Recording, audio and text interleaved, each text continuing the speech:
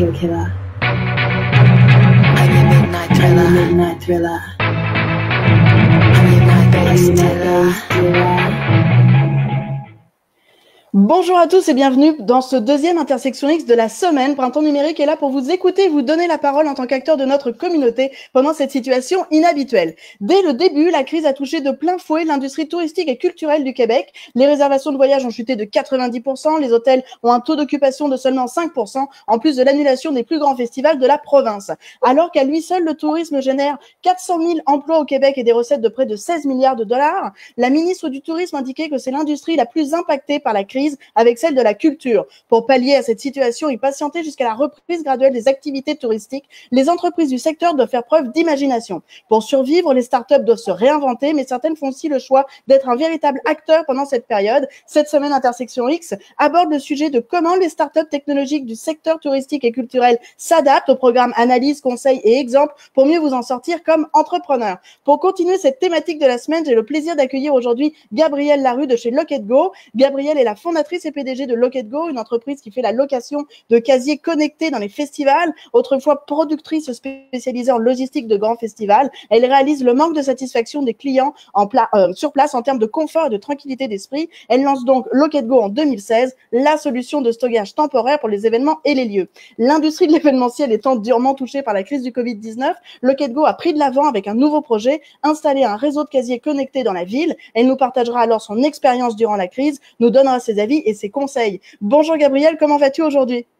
Salut, ça va numéro 1, toi? Numéro 1, super. Est-ce que c'est à cause du soleil? Un peu. Un peu? Parce que ça va bien, là. Ça va bien. Bon, parfait. Tout d'abord, bienvenue dans Intersection X. Merci d'avoir accepté notre invitation. Afin d'entrer dans le vif du sujet, donc qui est, je le rappelle, comment les startups technologiques du secteur touristique et culturel s'adaptent, j'aimerais que tu présentes l'offre et la technologie utilisée par Lock&Go. Certains de ceux qui nous écoutent ou nous regardent aujourd'hui ont probablement déjà essayé vos casiers, mais est-ce que tu pourrais nous en dire plus pour ceux qui ne vous connaissent pas? Oui, donc Lock&Go, c'est un service d'entreposage temporaire connecté à une plateforme en ligne. Donc, long story short, les clients vont aller en ligne, réserver un casier, le payer avec leur carte de crédit, puis ils vont recevoir toutes les informations pour accéder au casier par message texte ou courriel. Une fois arrivé à l'événement, ben c'est aussi simple que marcher à son casier, rentrer son code puis l'ouvrir. Puis, ben ça, c'est notre modèle événementiel, mais là, on est en train de faire évoluer la solution vers d'autres marchés. Bon, justement, j'aimerais à présent davantage présenter l'impact que la crise a eu sur l'entreprise. On peut lire dans le Journal de Montréal qui titrait justement que vous étiez une start-up en mode solution pour sa survie. Est-ce que tu pourrais nous en parler? Comment ça s'est passé? Quels ont été les défis ou les défis que vous rencontrez encore actuellement? Ouais, en fait, je dirais que la bonne nouvelle, c'est qu'on travaillait sur ce pivot-là depuis septembre dernier. C'était depuis le début que j'ai parti la compagnie une vision que je voulais qu'on... C'était notre big vision de compagnie, en fait, se rendre à avoir des casiers partout que tu peux accéder avec ton téléphone. Puis, ben, vu ce qui est arrivé avec COVID, le fait que, bon, ben, j'ai plus de marché ouvert, là, tous mes marchés sont fermés, on a juste décidé d'accélérer notre pivot, puis d'aller directement, justement, combler le besoin au niveau de la livraison du dernier kilomètre. Donc, c'est un pivot planifié, disons, mais accéléré. Ce qui veut dire que votre présence à l'intérieur des festivals était davantage un premier marché plutôt test avant d'être plus at large en termes de casiers connectés. Est-ce que ce que nous on avait en tête comme peut-être le big picture était juste une étape à travers la grande vision de Lock&Go? Ouais, en fait, au début non. Au début c'était vraiment bootstrap, une compagnie lifestyle, c'était vraiment pour aller dans les festivals puis avoir une compagnie, tu sais, mais plus ça a évolué, plus on a vu le potentiel de qu'est-ce qu'on pourrait faire avec un casier qui parle à une plateforme en ligne. Puis là, on s'est mis à évaluer tous les marchés, toutes les possibilités, puis on avait plein de monde qui nous appelait pour plein de différents use cases. Fait qu'on a fait un plan là, long terme, puis la vision finale, c'était justement ça, d'être dans les villes, un peu comme un modèle bike share, Bixi, si on veut, qui appartient plus aux citoyens, puis qu'on peut, que n'importe quel partenaire peut utiliser, autant des compagnies de livraison que des commerçants en ligne, que même des citoyens, tu sais, ou des touristes. Ça, c'était la vision qu'on avait. Donc, on avait identifié le dernier kilomètre, les problèmes de livraison de colis comme étant le plus gros pain, puis le marché en plus forte croissance, disons. Également avec tout le prop tech, puis toutes les tendances des produits IoT dans tout ce qui est e-commerce puis prop tech. On avait identifié que c'était là qu'on voulait s'en aller. Donc, ça dépend à quelle étape de la vie de Lokego qu'on parle, mais oui, dès le début, c'était d'installer des casiers mais dans les villes, mais la façon concrète de le faire, puis c'est quoi la tech derrière, ça, on travaille dessus depuis septembre. OK. Et est-ce que, parce que là, c'est sûr que moi, je vais naviguer entre ces deux univers-là, le pivot anticipé qui est actuellement mis en place, pas grâce au Covid-19, il ne faut peut-être pas exagérer non plus, mais pendant le Covid-19, mais aussi garder en tête ce côté justement plus at large avec les festivals. Comment, même si c'était quelque chose d'anticipé, il y a une différence entre l'anticiper et puis le voir à moyen, voire long terme, et se dire, OK, maintenant, là, on n'a pas le choix, faut le faire. Donc, comment on réagit face à ça? Là, il y a la crise qui arrive, il y a déjà des décisions d'entreprise qui ont besoin d'être effectuées. Est-ce que tu peux peut-être nous en dire plus sur certaines réalités vraiment entrepreneuriales et ensuite nous expliquer comment le pivot qui était imaginé peut-être à plus moyen ou long terme est devenu le next step, la prochaine étape à mettre en place? Oui, c'est sûr qu'il y a eu il y a eu plusieurs choses qui sont arrivées avant qu'on prenne la décision finale de comme complètement tourner le navire. Là. On avait déjà anticipé de ralentir les événements temporaires pour faire que des événements permanents, donc des installations permanentes dans les lieux qui accueillent des événements. Donc, à place de targeter chacun des festivals puis de se promener sur la route, on target les endroits qui reçoivent ces festivals-là ou ces concerts-là, puis on s'installe de façon permanente. Donc, on avait déjà dit que cette année, on allait faire 20% de temporaire, 80% de permanent, mais on restait dans l'entertainment.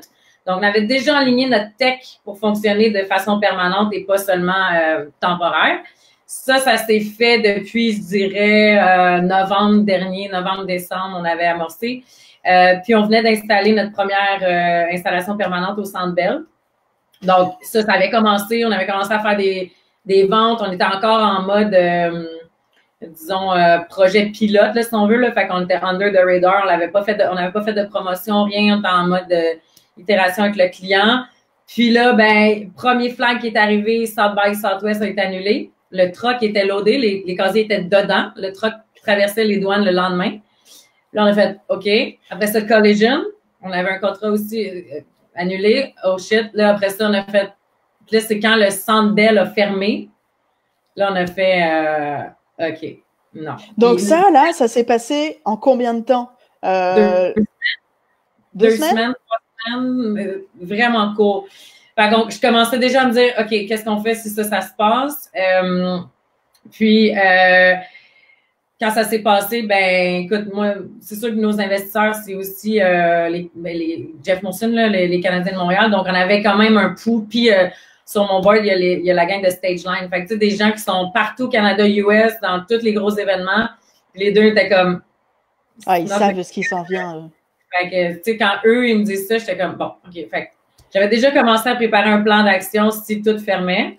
Puis, même quand les événements n'étaient pas annulés, là, ça a été long avant que, mettons, Evenco, ça a été les derniers. Puis, on avait déjà signé la plupart des contrats, on était même en mise en vente déjà. Puis, quand le Centre Bell a fermé, j'ai dit, on fait comme s'il n'y avait pas d'événement. On fait comme si on avait 0 revenu. On change. Puis, si les événements ont lieu, ben on les fera. Parce qu'on est prêt, puis on a la tech, puis on sait comment le faire. Mais planifions pour le worst case. Puis, ben ça a été le worst case comme quelques semaines plus tard. Fait qu'on a pris la décision vraiment, vraiment vite. En fait, la journée où on a fermé le bureau, on a renvoyé tous les employés, c'était la journée où on célébrait l'installation du Centre Bell. Fait que c'était vraiment weird. On a dit à tout le monde, ben, OK, on va faire un pivot, j'ai besoin de prendre le temps de faire un plan d'action. Puis on est quand même allé fêter le Centre Bell. Fait que c'était vraiment weird. Mais c'est ça. Fait que ça a été ça un peu les étapes. Là, donc là, On comprend que le worst case était justement qu'il n'y ait plus aucun événement. Donc, tu as commencé à planifier ça, tout en gardant en tête la vision de départ que tu avais pour Lock It Go et comment tu as mis en place justement cette planification-là. Parce que entre avoir une vision, un objectif, puis se dire, OK, là maintenant, il faut le faire, il y a comme le côté très créa et idéation. Puis là, c'est OK, là maintenant, on se relève les manches, puis on le met en place. Même si on a déjà une technologie qui existe, comment on fait ça? Parce que là, c'est s'adresser à une clientèle qui est différente, avec un concept, pas un concept, un contexte qui est différent aussi, où tout le monde est comme, on n'a aucune idée de qu'est-ce qu'on veut faire, doit faire, comment faire. Donc, comment on fait ça, là? C'est plusieurs étapes et c'est très douloureux. Comme nous, ça a été très douloureux, surtout à distance, là. Donc, première étape qu'on a faite, c'est on a scopé tout ce que la compagnie pourrait être maintenant. Mais on avait ciblé le marché. On était comme, on s'en va aider dans le dernier kilomètre pour les colis. La vision, c'est de mettre des casiers dans les villes. OK. À partir de là, on est qui? Est-ce qu'on est encore une compagnie de casiers? Peut-être pas. Est-ce qu'on est un logiciel qui connecte tous les intervenants de la livraison pour optimiser la fin du dernier kilomètre avec des hubs? Ah, OK, là, ça devient intéressant. Puis après ça, tu passes d'un à l'autre. Quel modèle d'affaires est plus avantageux? Il est où le biggest pain? Qui est prêt à bouger vite? Là, t'analyses, il y a plein d'affaires à analyser. Fait que ça a été le moment painful parce que tu sais pas où tu t'en vas, les employés sont plus nécessairement temps plein ou sur le payroll, tout le monde est stressé, tout le monde gère sa propre vie en même temps qu'il continue à avancer la compagnie. Puis là, t'es comme, on s'est mis sur le téléphone, en fait, on a appelé tout le monde. On a appelé, t'aimerais-tu ça, tu t'en servirais-tu, tel type de modèle d'affaires, ça ferait-tu du sens? Puis on a validé, invalidé. Puis ça a été peut-être 2 semaines, 3 semaines. Pendant ce temps-là, moi, j'étais en train d'essayer de gérer le cash, là, tu sais, comme, c'est quoi les programmes, qu'est-ce que je dis à mes employés, c'est quoi les subventions. Fait on s'est mis chacun des rôles, puis à un moment donné, quand on a eu assez d'informations, on a fait, OK, on fait un plan d'action. Fait qu'on a pris une journée complète. On était une petite équipe, mais toute la direction. Puis on a enligné sur un plan qu'est-ce qu'on pensait qui était le bon plan d'action. Après ça, on est parti avec ça. On s'est rendu compte que c'était pas un assez bon plan d'action. Fait qu'il a fallu qu'on revienne en faire un autre. Puis, entre-temps, j'ai rentré quelqu'un pour nous aider, quelqu'un qui est spécialiste justement, là, pas pivot, là, mais tu sais, comme réorganisation de l'entreprise ou comme quand il y a des problèmes comme ça. Puis, on a refait le plan d'action détaillé pour les prochains 3 ans, mais avec un focus sur les prochains 6 mois vraiment micro, par département, avec des objectifs. On a refait toutes les projections de revenus, on a refait tous les budgets. C'est l'équivalent de recréer une nouvelle compagnie, en fait. Ah oui, on a reparti une nouvelle compagnie complètement, là. En plus, je venais de finir cet exercice-là parce qu'on repartait en ronde de financement. Ben là, on est en train de pitcher, let's go, mais boum, tout ça tombe. On refait au complet. Mais pour vrai, là, ça n'a jamais été aussi clair qui on est, qu'est-ce qu'on fait, où est-ce qu'on s'en va. On sait exactement à quel jour, qui fait quoi, qu'est-ce qu'il doit faire. Fait que ça a été super important de tighter les KPIs, le plan d'action, comment qu'on le suit à chaque jour. Parce que là, le temps, c'est en tout cas, je ne vais pas être quétaine avec mon expression, le temps, c'est de l'argent, mais il y en a, tu sais, l'argent, il ne rentre plus, là. Fait que là, c'est comme... Faut faire les choses vite et bien et de manière à faire rentrer le cash. Okay. Structurer, faire un plan, puis valider, ça a été les 3 affaires qu'on a fait rapidement. Là, on entame la 8e semaine. Ça me déprime à l'idée. Je pense que je vais arrêter de compter. On commence à parler de déconfinement, avec plein de guillemets. Est-ce que, selon toi, il y a encore de nombreux défis à relever ou est-ce que... je l'entends déjà dans ton discours, on est clairement axé sur les 6 prochains mois, une vision déjà à 3 ans, donc ça, on planifie le post-Covid. Je pense notamment du point de vue financier, on voit que c'est un élément, gestion du cash flow, le cash qui rentre plus, etc. Est-ce que les programmes de financement qui ont été mis en place, d'urgence, qui ont été mis en place depuis le début de la crise, ceux qui continuent peut-être à être mis en place, le rapport, la collaboration avec les investisseurs, comment ça se passe? Est-ce que tous ces éléments-là, aujourd'hui, selon toi, viennent répondre pleinement à votre problématique, ou il y a d'autres types d'accompagnement, d'aide, peut-être que dont vous auriez besoin, qui ne sont pas encore mis en place, et que peut-être certaines des personnes qui nous écoutent aujourd'hui pourraient avoir une idée ou un contact ou ce genre de choses-là pour justement vous rebondir, vous accompagner ou autre. Où est-ce qu'on en est là d'un point de vue défi entrepreneurial? Il y a des trucs qui ont été mis en place qui ont été très rapides à implanter qui font vraiment du bien. Il y a des prêts qui ont été donnés super rapidement. Il y a la subvention salariale qui nous aide beaucoup. Par contre, je pense que la subvention salariale, ben, à suivre, là, mais c'est pas assez long. C'est sûr qu'on n'aura pas le temps de se remettre sur pied puis de commencer à générer des revenus à temps. Là. Ça finit en juin. C'est sûr que non, surtout pas nos marchés, là, les marchés les plus atteints. Là. Donc ça, moi, j'aimerais que ça rallonge parce que présentement, ça permet que je paye mon monde, que justement, là, je les garde motivés, ils ont une paye et ils sont pas sur le chômage. Donc, garder notre team, là, c'est ça pour moi qui est le plus important parce que c'est ça que c'est ma valeur présentement, mon équipe. Donc, il faudrait qu'il y ait plus de programmes ou que les programmes soient rallongés pour garder les employés puis nous aider pendant qu'on est capable de montrer qu'on est capable de générer des revenus avec notre pivot parce que c'est bien cool pivoter, là, mais il y a comme premièrement, c'est pas toutes les entreprises que je crois qui devraient pivoter. Là. Nous, c'est un pivot qu'on allait faire. Il y a plein d'entreprises qui ont pivoté puis ça marche, c'est malade, mais il y a des entreprises qui peuvent juste pas pivoter. Il faut juste qu'ils weather the storm puis qu'ils recommencent après parce qu'il y a un beau produit, il y a une belle compagnie puis ça va être encore utile. Donc, c'est du cas par cas. Fait qu'il faut accompagner les entreprises, surtout, ben pas surtout, toutes les entreprises, mais les startups, qu'on est un peu under the radar, là, parce que il y en a plein qui sont pré-revenus, mais c'est pas parce que t'es pré-revenu que t'as pas un énorme potentiel. Donc, il faut qu'il y ait des trucs pour les aider. Là, je sais que Bonjour Startup, Fondation Montréal Inc., tout le monde est sur le cas, MT Lab, name it, là, tout le monde est en train d'essayer d'aider les startups, il y a une couple d'affaires qui sortent. Fait que ça, c'est une chose. Fait que, oui, il y a des trucs qui sont sortis qui sont utiles, mais c'est très court terme. Puis je pense pas que c'est assez long pour la période d'incertitude qu'on vit, parce qu'on sait pas c'est quand ça finit. Ouais. Puis c'est pas tout le monde qui a le même burn rate, puis c'est pas tout le monde qui a le même runway, puis donc ça c'est une chose là. Sinon, ce qui aiderait beaucoup, c'est des programmes pour l'innovation, financer la R&D, parce que si tu me demandes de pivoter, tu me demandes d'investir en R&D, c'est l'affaire qui coûte le plus cher. Donc, j'ai pas nécessairement le staff pour le faire. J'ai pas nécessairement l'argent que je veux mettre là-dedans.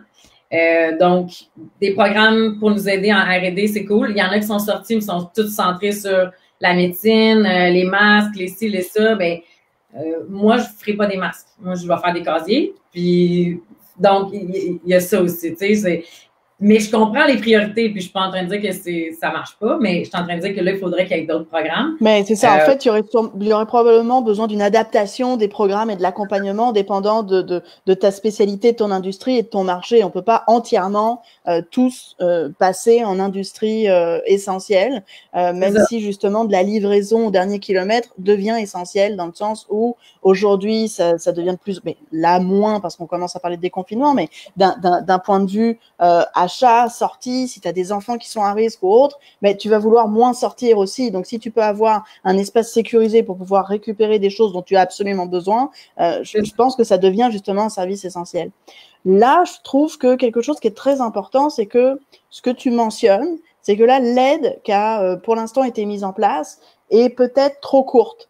Ce qui, moi, m'invite à poser la question, quel est maintenant le nouveau type de clientèle cible que tu as? J'imagine qu'on parle encore de quand même gros joueurs. Avant, on parlait de gros festivals. Là, maintenant, on parle d'entreprises qui font quoi, du e-commerce, des villes qui veulent proposer ce genre de service-là sur des SDC. Quelle nouvelle cible, en fait, tu as? Right on. Donc, j'ai plusieurs cibles, puis c'est pour ça que ça a été qu'il a fallu prendre le temps de mettre le plan d'action comme il faut en place pour pas tirer partout en même temps. Mais oui, tu sais, je veux dire, j'ai autant les transporteurs. Fait quel niveau de transporteurs? J'ai les locaux, les bikes, les vélos cargo, puis après ça, j'ai toutes les traditionnels, tu sais, Purolator, nanana, FedEx, UPS. Je suis en conversation avec beaucoup d'entre eux. Super intéressant, super intéressé. On a besoin de ça. Mais c'est sûrement long, la vitesse qui est le plus dans le jus présentement. Ouais. Donc, oui, on parle, mais à quelle vitesse? Pas à la vitesse que moi j'ai besoin pour montrer que je peux m'en sortir puis m'en sauver à temps. Fait que ça, c'est une chose. Donc, les grosses corpos, même s'ils le voient, ils n'ont pas nécessairement le temps. Fait que là, je sais qu'il y a plein d'initiatives qui sont mises en place pour que les grosses corpos aident les startups et fassent des affaires ensemble. Ça, c'est quelque chose qui aiderait beaucoup. Moi, je dois valider rapidement, je dois générer de la traction rapidement, commencer à montrer que je peux faire de l'argent avec ça. Donc, les grandes entreprises, ça serait, je pense qu'il y aurait un rôle à jouer dans le succès de la survie des plus petites entreprises. En même temps, je sais qu'eux autres aussi sont affectés. Donc, mais c'est intéressant quand même parce qu'on voit la relation entre grandes entreprises, gros groupes déjà établis et start-up est toujours en fait le lien le plus important pour que la start-up ait un premier projet pilote, que le grand groupe puisse innover et justement investir en R&D par rapport à ça, etc., etc. Donc, on se rend compte qu'un des piliers les plus fondamentaux pour l'innovation en start-up est finalement ce qu'il faudrait davantage renforcer aujourd'hui, faciliter cet accès-là pour peut-être permettre que les aides gouvernementales déjà mises en place puissent vraiment servir et sur un laps de temps qui soit raisonnable à partir du moment où il y a justement cette espèce d'échange-là qui est simplifié. Est-ce que c'est ça? Mais c'est la base. C'est la base de partir une business. Je veux dire, la première affaire que tu veux quand tu pars une business, c'est répondre à un vrai problème. Pour répondre à un vrai problème, ça te prend un premier client. Ça te prend quelqu'un qui dit « j'y crois, je suis prête à payer en temps puis temps pour ça. » Puis, tu sais, au début, ça peut être un projet pilote, ça peut même être gratuit. Là, nous, on est open, mais ça prend quelqu'un qui dit « ouais, j'embarque, je veux le tester avec toi, let's go. » C'est la première étape. Après ça, toutes les autres tombent. Moi, si je veux lever de l'argent, la première question qu'on me pose, c'est « OK, t'as-tu de l'attraction? T'as-tu du monde qui en veulent? » C'est la première question, puis c'est bien normal, parce que si personne n'en veut, je suis seule chez nous en train de dire que je pivote, ça n'a pas rapport, là. Fait que s'il y avait de l'argent à mettre, ça serait là-dedans, puis ça serait des programmes quasiment que les grosses corpos pourraient prendre quelqu'un, puis le dédier à ce projet-là, puis que cette personne-là soit payée par le programme gouvernemental au pire, pour qu'on ait le temps. Tu sais, que l'enveloppe soit splittée entre la start-up et la grande entreprise. Et c'est la première étape parce que je peux aussi faire de la R&D à l'infini, là, mais si j'ai personne pour le tester, ça marche pas. Fait que moi, je considère que c'est ça la première étape. Puis, pour que les grandes entreprises prennent le temps de travailler avec nous, quand je dis grande entreprise, n'importe qui est un client, mais il faut que l'argent que le gouvernement donne serve à ça, des projets collaboratifs. Puis c'est ça que le ministre Fitzgibbon disait aussi l'autre fois, il dit on veut des projets collaboratifs. Donc, tout le monde veut ça, savoir si les plus grandes entreprises sont prêtes, puis ils peuvent, en temps de crise, le faire aussi, parce qu'eux aussi ont leur crise à gérer. Là. Donc, ben non, c'est ça. Là, on lit beaucoup de nombreux articles autour du déconfinement, de la reprise touristique intra-Québec. Comment l'entrepreneur que tu es et Locket Go voit la suite des choses à moyen et long terme? Donc, je sais qu'on n'a pas de boule de cristal, mais par rapport peut-être justement aux personnes que tu as sur ton board qui sont quand même bien positionnées, ce que toi tu peux voir, le flair que tu as, j'ai l'impression que tu arrives quand même à bien lire le contexte. Comment tu vois ça? Si, par exemple, ça reste, on va dire, exclusivement intra-Québec d'un point de vue offre touristique pour, allez, on va dire les 2 prochaines années, comment toi, tu vois ça? Donc là, au-delà du pivot livraison au dernier kilomètre, si vous décidez de rester dans l'industrie touristique, est-ce que tu vois un potentiel pour toi ou là, c'est clairement quelque chose que vous allez mettre sur la glace en attendant? Pour nous, il est trop tôt pour répondre à cette question-là. Mais c'est sûr que c'est sur la glace pour la prochaine année. Okay. Je sais pas pour après. Mais pour la prochaine année, on a focus on va mettre 0 effort là-dessus. Justement à cause du pouls que j'ai du marché. Puis, tu sais, nos clients, c'est les grands festivals, les arénas partout au Canada, États-Unis. Donc, tu sais, ça peut pas. moi, mes clients, c'est pas les plus petits événements ou les. C'est ça, c'est des gros événements. Là, c'est gros, probablement ceux qui vont réouvrir les derniers. Ils sont éparpillés. Donc, fait que le pouls que j'ai, c'est ça. Non, doesn't look good for me. On reste tranquille. On reste tranquille. Focus sur une autre affaire, ce qui n'est pas une mauvaise chose. Là. Écoute, mettons, moi, en tant qu'entrepreneur, c'est sûr que c'est ça ma décision. En tant qu'humain puis en tant que personne, je trouve ça cool. Je trouve ça cool qu'on va pouvoir découvrir notre propre province puis tout ce qui est cool autour de nous, puis achats locaux et tout. Ça nous force à comme arrêter de capoter avec voyager partout puis peut-être aider, tu sais, s'entraider. Ben, c'est sûr qu'il y a un côté positif. Il y a un côté positif qu'on est capable de reprendre. C'est ça, tu sais, on va aller au resto à toutes les semaines, à la place de se payer un trip à Cuba. Tu sais, il y a plein d'autres affaires que ça va juste changer. Je pense qu'on va tellement s'ennuyer de notre famille et nos amis qu'on va juste genre... je sais pas, je pense qu'on va recommencer à vivre. Moi, j'ai recommencé à vivre, je trouve ça quand même nice. Là. Tu sais, j'étais la workaholic en chef, là, puis là, je prends soin de moi, puis genre, je trouve ça... Tu sais, il y a comme des avantages. Je sais pas ça va être quoi après, par exemple. Ben, c'est ça, de toute façon, on ne le sait pas. Là. Mais donc là, d'un point de vue industrie, bon, pas forcément touristique, mais événementiel, on met ça sur la glace. Là, c'est sûr que la vision pour les 6 prochains mois, c'est ce que vous êtes en train d'installer. Vous avez déjà en fait des casiers qui sont installés à plusieurs endroits. Peut-être tu pourrais nous en parler. Mais est-ce qu'il y a d'autres innovations que vous avez en tête? Parce que là, vous avez refait une planification jusqu'à 3 ans. Donc, est-ce qu'il y a d'autres choses qu'on risque de voir popper bientôt, peut-être dans la prochaine année par Lock & Go? C'est sûr que notre focus numéro 1 présentement, c'est terminer le développement de cette solution logicielle-là. Donc, on a une bonne base. Comme je te dis, on a déjà des déploiements permanents. Donc, on a cette base-là. Après ça, ça va être la touche, ce user journey-là précis qu'on est déjà en train de développer. Puis notre focus pour l'année, c'est de déployer 1000 casiers dans la ville de Montréal, Laval et alentours pour tester justement tout ce qui est livraison de colis, soit la première tentative, donc demandé par le consommateur directement dans un casier, ou tout ce qui est felt deliveries. Donc, la personne n'était pas chez eux, on s'en va le porter dans un casier au coin de la rue. Donc, ça, c'est notre objectif. On a un inventaire de casiers événementiels qui dort. Déjà tout prêt. On va le rentabiliser. C'est l'objectif numéro 1. On veut déployer nos 1000 portes dans la ville, puis travailler avec les transporteurs, puis les commerçants locaux. Donc, oui, on fait appel au SDC. Présentement, on a la ville de Laval qui est ultra impliquée avec nous. Là, ça n'a pas de sens. Là. Donc, ça bouge vite. À voir si ça va bouger assez vite pour qu'on fasse quelque chose de concret. Il y a beaucoup de conversations, il y a beaucoup d'intérêt, beaucoup de maillages qui sont en train de se faire parce que c'est une chaîne, le dernier kilomètre, donc il faut que tout le monde s'arrime à peu près en même temps. C'est ça le plus grand défi.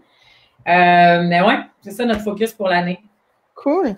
Est-ce que dans la nouvelle planification à 3 ans, il y a une réflexion qui est de nouveau en place par rapport à l'expansion hors Québec? Tu le disais tantôt, il y a quand même plusieurs de vos prospects / clients, que ce soit S-By Southwest, que ce soit Collision, que ce soit Anyway, la name it. Comment vous voyez cette expansion hors Québec? Parce qu'à un moment ou à un autre, les frontières vont réouvrir, les avions vont revenir. Comment vous voyez ça? Est-ce que vous allez y aller étape par étape? Vous avez déjà une planification qui est à l'intérieur de ces 3 ans-là? C'est quoi justement là, le pouls que toi tu as par rapport à ça? Oui, pas avant 12 mois. Donc, les prochains 3 mois sont 3 à 6 mois même sont en R&D, proof of concept. On a une certaine quantité de casiers qu'on veut qu'ils soient installés, puis on a une certaine quantité de partenaires qu'on veut avoir on board. Le 6 à 12 mois après, c'est vraiment peaufiner le modèle d'affaires, scaler régional, contrôler la croissance, contrôler l'expérience client.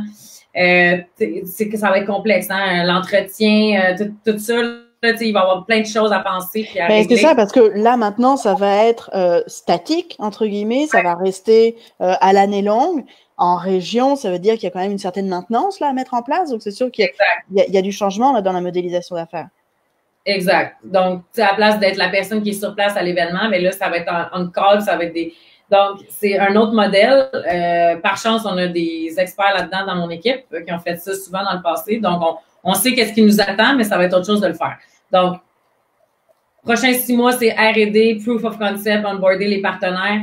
6 à 12 mois, c'est peaufiner le modèle puis scaler, dans le fond, déployer le reste de nos casiers. Puis après ça, c'est là qu'on a un modèle solide, qu'on va lever une grosse ronde de financement puis qu'on va copier-coller. Aussi facile que ça. Mais copier-coller le modèle dans X nombre d'autres villes qu'on va déterminer. Puis, ben, à travers les partenariats qu'on est en train de concrétiser, on va être capable de faire du top-bottom puis de justement, à travers eux, distribuer la solution dans certains établissements, certaines villes, certains ici. Donc, gros focus sur les partenariats puis la tech présentement. Puis après ça, here we go, on part. Canada, c'est ça qu'on veut Canada-US. Puis dès que le marché de l'événementiel reprend, je pense pas qu'on va nécessairement refaire des festivals tout de suite, mais c'est sûr qu'on va réouvrir tout ce qui est venue, ce qu'on appelle, donc installation permanente, arena, salle de concert et compagnie. Ben, puis peut-être que l'innovation aussi sera rendue à presque maturité, entre guillemets, puis aura été itérée plusieurs fois pour correspondre davantage ou autrement à la nouvelle manière aussi de vivre ces événements-là. Là, on ne sait pas du tout comment ça va évoluer. Moi, j'aimerais inviter les gens qui nous regardent, nous écoutent. Si jamais vous avez des questions pour Gabrielle, n'hésitez pas à les poser en commentaire, ça nous fera plaisir d'y répondre. Il me reste encore, allez, on va dire deux questions, donc c'est le moment ou jamais pour qu'on puisse échanger ensemble. J'aimerais peut-être qu'on s'adresse davantage cette fois aux entrepreneurs ou aux professionnels des entreprises qui sont présentement touchés. Quels conseils tu pourrais leur partager pour garder le cap, pour surmonter cette crise? Donc là, j'ai déjà une liste quand même d'éléments et de conseils assez intéressants et pertinents, mais peut-être plus d'un point de vue entrepreneur, par exemple. Tu sais, comment tu fais pour garder la tête froide? Là, c'est toi le capitaine du bateau, là, puis oui, tu sais pas trop ce que tu vas faire avec ton équipage parce qu'il se passe tout ça, mais est-ce que tu aurais des conseils justement à donner par rapport à ça? Oui, mais je pense que la transparence, c'est ça qui m'a aidé dans cette crise-là avec mon équipe. Je pense aussi d'agir vraiment vite, là, comme il faut préserver notre cash. Donc, ça va pas rendre tout le monde content. Il y aura des moves tough à faire, mais il faut les faire. Donc, préserver le cash, être transparent avec son équipe, puis les garder motivés. Donc, c'est important de leur dire où est-ce qu'on s'en va. C'est quoi les objectifs très, très court terme. Tu sais, des objectifs super concrets de la semaine, là, puis mais leur montrer où est-ce qu'on s'en va. Tu sais, qu'il y ait un target parce qu'il faut les garder motivés. C'est tough, là, tout le monde est chacun chez eux.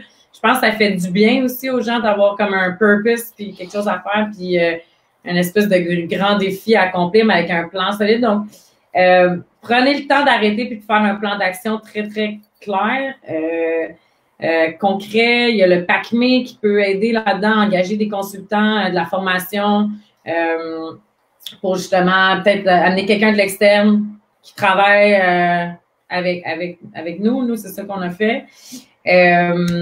Puis, peut-être parler à d'autres. Moi, ça m'a beaucoup aidé de parler à d'autres CEO. Là. J'en ai appelé, on s'est appelé, on s'appelle encore. Il y a des choses qu'on dit à notre équipe. Il faut être transparent dans les décisions qu'on prend par rapport à eux, puis l'entreprise, mais il y a des choses qu'on ne veut pas nécessairement dire à tout le monde. Puis ça, c'est peut-être plus du CEO à CEO des fois qu'on se sent tout seul. Fait que, tu sais... Est-ce que justement, l'isolement de l'entrepreneur est d'autant plus importante pendant cette période de crise-là? Ben oui, c'est 100 fois pire. Là. Tu sais, au moins, avant, on se croisait dans des, je sais pas quoi, là, des formations, des 5 à 7. Là, on va prendre une bière. Là, on se voit plus. Là, comme... Donc, l'esprit de communauté, d'entraide est hyper important, encore plus quand on est entrepreneur. C'est ça que j'entends. Ouais. Oui, puis, tu sais, mettons, moi, déjà, là, j'ai beaucoup de mentors, j'ai beaucoup de CEO dans mon network. Puis ce que j'ai remarqué, c'est que tout le monde a plus de temps et prend plus le temps. Tu sais, avant, mettons, j'avais 5 minutes avec quelqu'un, ben là, on a plus de temps, les gens sont plus là pour aider. Fait que, n'hésitez pas, là, je pense que tout le monde se sent. C'est ça, je parlais justement hier avec justement un de mes mentors, puis on était comme, c'est comme si on était tous, peu importe si t'es petit ou gros, on est tous retombés au même niveau. On sait tous pas qu'est-ce qu'on fait, ou on le sait, mais on ne sait pas, tu sais. Puis on vit tous la même chose, en fait. Ouais, fait que les gens sont bien aidants, je dirais, puis des fois, ça fait juste du bien à ton moral, là. Il y a vraiment des journées, excusez, là, de marde, là, comme t'es comme, comme ça marchera pas, là. Tu sais, t'es comme, ça marchera pas. Puis là, t'as un good phone call, t'es comme, OK, let's go! Comme, faut reach out, là, quand t'as comme les blues. Ouais, ça serait ça mon conseil, parler, là. Justement, tu vois, pour éviter les blues et terminer sur une note positive, même si on a quand même pas mal souri et ri pendant cette entrevue-là. Ouais. Selon Gabriel Larue, donc l'entrepreneur, mais peut-être surtout l'humaine que tu es, selon toi ou selon ce que tu aimerais, de quoi demain sera fait en entreprise, en économie en général, dans le milieu du tourisme ou à large? J'aimerais ça que ça... Ben, je veux dire ce que j'aimerais pas que ça fasse, j'aimerais ça que le monde ne devienne pas... Tu sais, quand ça va avoir repris, puis ça va être normal, j'aimerais ça que les gens, ils aient pas peur d'aller dans des rassemblements, qu'ils aient pas peur de comme... Tu sais, c'est tellement beau ce qu'on avait des festivals, puis tout ça.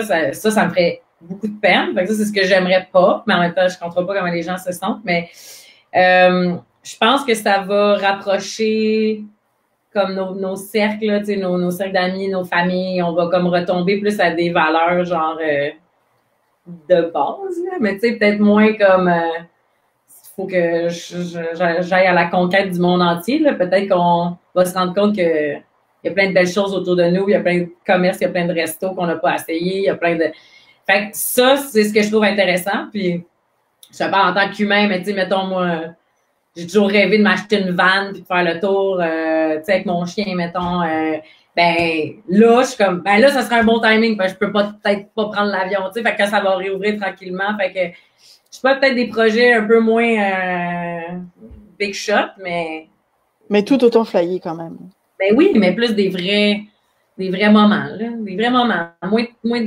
Là, c'est dur à dire parce qu'on est tout le temps en vidéo, mais peut-être moins, justement, de tout ça, là. Ici, puis vivre la vraie affaire pendant qu'on peut se voir, là. C'est ça que... Je pense qu'il y a un moment où... Là, on est content d'avoir du virtuel. Oui, OK. On se rend compte que ça vient pallier certains manques. Mais je pense qu'après, là, à partir du moment où on va pouvoir se voir, on va se voir. Je pense que oui. Écoute, je te remercie vraiment beaucoup pour ce partage, pour cet échange que je vais essayer de résumer. On doit écouter ces indicateurs, planifier le worst case pour pouvoir avancer. En numéro 1, on vise le marché. Ensuite, on est qui? Est-ce qu'on est une entreprise qui fait telle affaire ou est-ce qu'on a un logiciel qui répond à telle solution? On analyse le contexte. On ne sait pas forcément où on s'en va. Donc, justement, on valide le marché. On fait une gestion du cash flow. On met en place des plans d'action. Et finalement, on se rend compte que c'est pas les bons, donc on passe en itération et on recommence jusqu'à ce qu'on puisse avancer. Il faut aussi penser que les aides gouvernementales qui sont mises en place actuellement peuvent déjà répondre à certains besoins. Peut-être que certaines périodes de financement, par exemple, sont un peu trop courtes, dépendant du type de marché ou d'industrie dans lequel on se situe. Mais un des programmes ou un accompagnement qui pourrait être mis en place, auquel on n'a peut-être pas encore pensé, ça serait justement de pousser la mise en relation entre les grandes entreprises et les startups encore plus que d'habitude. Ensuite, en tant qu'entrepreneur, par rapport à son équipe, comment on fait pour garder la tête froide et avancer? La transparence est, je pense, le maître mot. On agit vite pour préserver son cash flow. On garde la motivation auprès de ses employés. On reste dans le concret de manière à ce que ça soit toujours le plus facile et évident pour tout le monde. Ne pas hésiter à mettre en place des plans d'action. Il y a le programme de formation PACME qui a été mis en place. Et surtout, très important, la communauté d'entrepreneurs, d'investisseurs qui est autour de nous. Parler de CEO à CEO est très important. Merci encore pour ce partage, Gabriel. Gabriel. Intersection n'est pas fini. Printemps numérique reste là pour vous écouter, vous donner la parole en tant qu'acteur de notre communauté pendant cette situation inhabituelle. Nous continuerons mardi prochain avec une nouvelle thématique, comment le Covid-19 a impacté l'industrie des jeux vidéo, au programme réactions, conseils, exemples comme d'habitude, pour mieux vous en sortir dans cette situation. Je vous donne donc rendez-vous mardi prochain 15h. Nous aurons le plaisir d'accueillir Malik Boukira, CEO de Spirit Games, un studio de jeux indépendant montréalais axé sur l'innovation narrative et l'expérience de jeu. D'ici là, n'hésitez pas à nous écrire pour nous poser vos questions, avis ou suggestions. Prenez soin de vous, profitez du soleil. Aujourd'hui, on a la chance d'en avoir un petit peu. C'est très important pour le moral. Je vous retrouve mardi. D'ici là, je vous souhaite une excellente journée. Merci encore, Gabriel. Je te dis à très bientôt. À très bientôt, tout le monde. Bye bye. Ciao.